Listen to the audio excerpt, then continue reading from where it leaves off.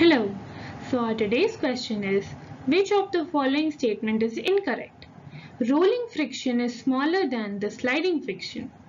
Frictional force opposes the relative motion.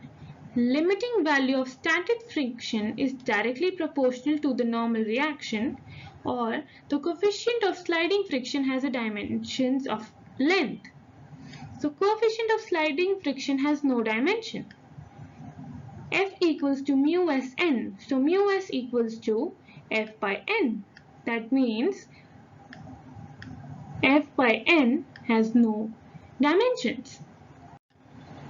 So from that you can clearly see our fourth option is correct. That means its coefficient of sliding friction has the dimensions of length. This is the option which is incorrect. So thank you.